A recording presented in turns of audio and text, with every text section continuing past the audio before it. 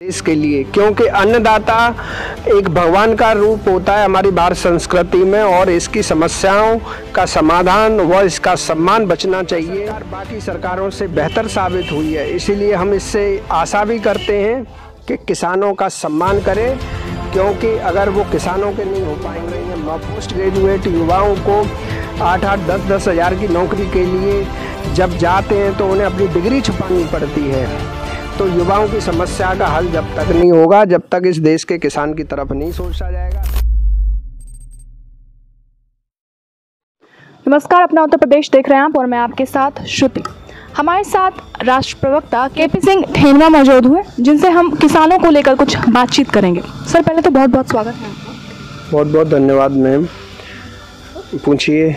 जी, जिस तरीके से हमने आपको देखा है कि आप शुरुआत से है जो किसानों के लिए लड़ते आए हैं, चाहे आप हो चाहे आपकी पार्टी हो, किसी भी तौर पर, तो एक प्रमुख मांग क्या है आपकी किसानों को लेकर? देखो, भारतीय किसान यूनियन की प्रमुख मांग है किसान आयोग का गठन व किसान कर्जों से मुक्त हो, क्योंकि कर्जा माफ़ी नहीं, बिल्कुल कर्जा मुक्ति चाहता है किसान। क्योंकि सरकार की पिछले जो 1947 के बाद जो पॉलिसीज़ रही हैं, कभी किसान राजनीति का शिकार हुआ, कभी सरकारों की उपेक्षाओं का शिकार हुआ।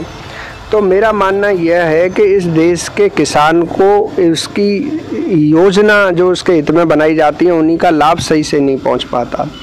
उसके लिए यह है कि किसान आयोग का गठन न होना और उसका क्रियान्वयन नहीं होना। हमने ललितपुर में एक घटना हुई थी जिसमें एक किसान के थप्पड़ मार दिया था किसी पुलिसकर्मी ने, तो वो बहरा हो गया था।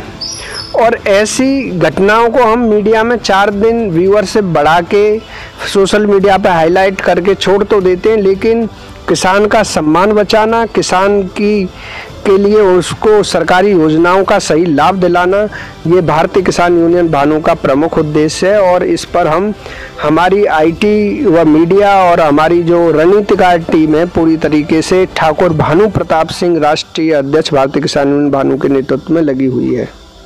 सर, जिस तरीके से कहा जाता है कि हमारे किसान जो हैं वो देश के अन्नदाता हैं, क्या सही मायनों में देख सकते हैं कि वो अब के पीढ़ी में वो अन्नदाता रह गए हैं? देखिए, हमारे देश का दुर्भाग्य ये रहा कि 85% किसान हमारा लघु किसान रह गया, जिसको जीवन यापन के लिए अपने परिवार के भरण पोषण के लिए शहर में जाना पड़ता है। वहाँ भी मजदूरों को प्रताड़ना का शिकार होना पड़ता है। आए दिन आप देखते होंगे कि जैसे एक नाटक चलता है, सास भी कभी बहू थी, मजदूर भी कभी किसान था। मैं तो ये कहूँगा, कभी उत्तम खेती मध्यम बान निम्न चाकरी। तो ये सारी जो चीज़ें कहावत जो कही जाती है, उत्तम खेती को निचले स्तर पर लाने का कार्य किया सरकार की गलत नीतियों ने। और हमारे देश पर जो वैश्विक समझौते थोपे गए, जिन्हें मुक्त व्यापार समझौते कहते हैं, हमने ये सोचा कि खाद्यान्न की आपूर्ति के लिए बहुत सारे विश्व कंपनियां आई, अपने सीड्स यहाँ जाके हमारे सीड्स, हमारे बीजों पर, हमारी खेती पर अपनी नीतियां थोप गईं। और उसका शिकार ये है कि आने वाली पीढ़ी के लिए यह सबसे बड़ी चुनौती होगी कि उगाने वाले नहीं होंगे तो खाने वालों को क्या मिलेगा। तो सरकारों को इसको गंभीरता से सोचना चाहिए। हालांकि केंद्र सरकार ने इंटेंसिटी दिखाई है, लेकिन मुझे ऐसा लगता है कभी कभार कि किसानों पर राजनीति जो लोग कर रहे हैं यह बहुत ही निंदनीय और बहुत ही शर्मनाक है इस देश के लिए, क्योंकि अन्नदाता एक भगवान का रूप होता है हमारी भारत संस्कृति में, और इसकी समस्याओं का समाधान व इसका सम्मान बचना चाहिए।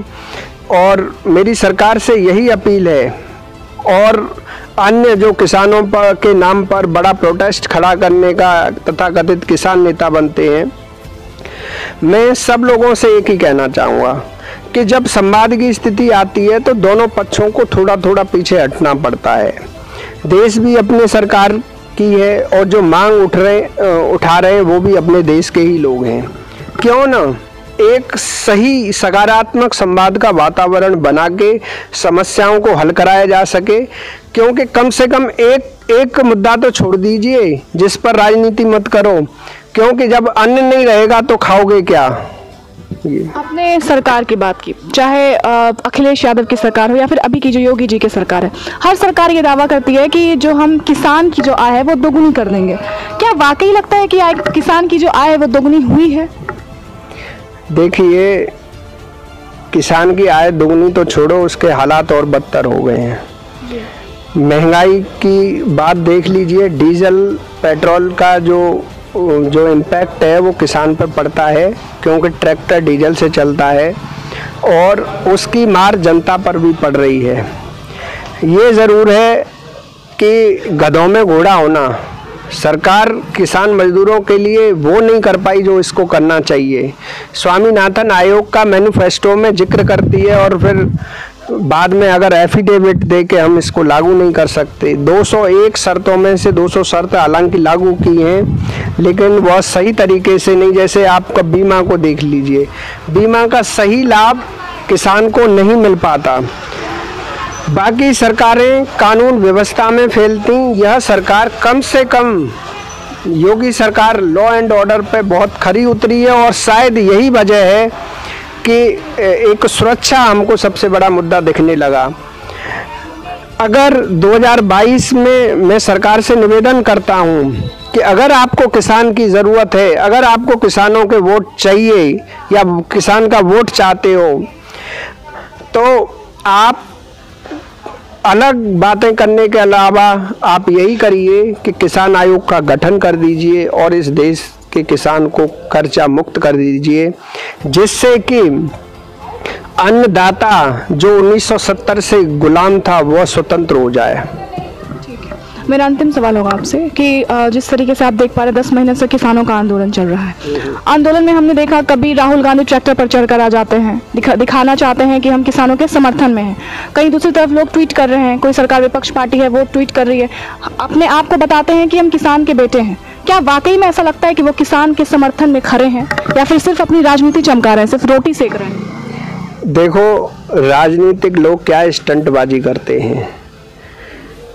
आपके जो हेमा मालिनी जी हैं वो चुनाव के दौरान तो खेतों में बाल को लेकर, किसान के हिस्सों को लेकर किसान बनती दिखी, लेकिन बाद में नज़र नहीं आती, बहुत कम आती हैं अपने संसदीय क्षेत्र में, ठीक है ना।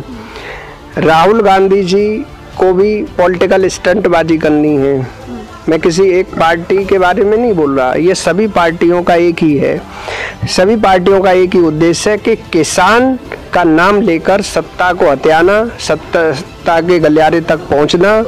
और मेरा कहना ये है कि अन्नदाता पर कम से कम राजनीति मत करो, क्योंकि इसका प्रभाव हो सकता है आपके पास अच्छी गाड़ियां हो सकता है आपके पास अच्छा पैसा हो, लेकिन आपके पास शुद्ध खाने के लिए भोजन ना हो, उस समय इस देश में क्या स्थिति होगी वो आप कल्पना कर सकते हैं। तो यही है मेरा सरकार से, यही निवेदन है। मैं सरकार से लगातार वार्ता में हूँ, केंद्र सरकार हो या राज्य सरकार, मैं एक ही निवेदन करता हूँ कि गांव राम का नारा आपको बुलंद करना होगा।